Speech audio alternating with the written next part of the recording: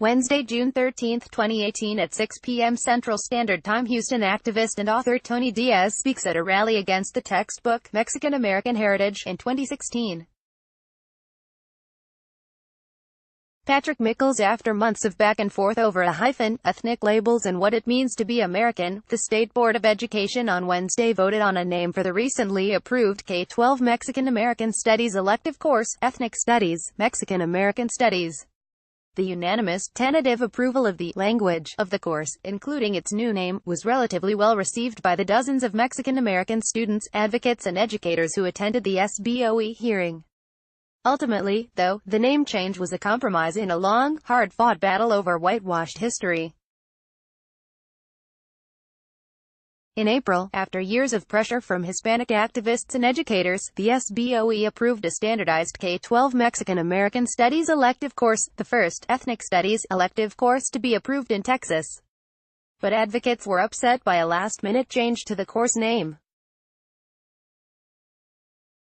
Signs from a June 12 protest against the name change. Ruben Paquian, led by board member David Bradley, R. Beaumont, the SBOE voted in April to change the course from its initial Mexican-American Studies name to Ethnic Studies, an overview of Americans of Mexican descent. Bradley took issue with the course's original moniker, which was preferred by activists because he fined hyphenated Americanism to be divisive. On Tuesday, the group protested against the controversial name change for the course, testifying in front of the board. "I feel like Mexican-American Studies is making me more aware and not me embarrassed of who I am," said Modesta Bocanegra from San Antonio, who is taking a course offered at Kip Camino Academy. Another student, Karen Acuna of San Antonio, said she's more accepting of herself after taking the course.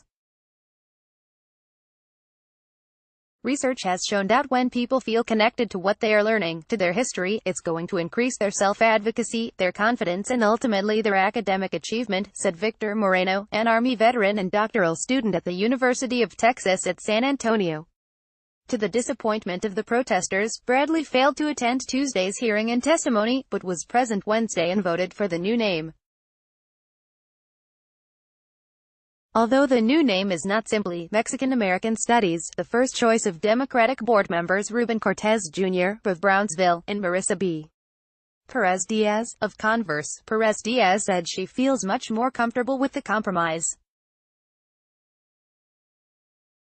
"The start of the course name is unnecessary, but I don't anticipate there's going to be any kind of major uprising or anything because, at the end of the day, Mexican-American Studies is the field of study we wanted to acknowledge. Mexican-American is the identity we wanted to make sure we were being respectful of, and I think the title accomplishes that," said Perez Diaz.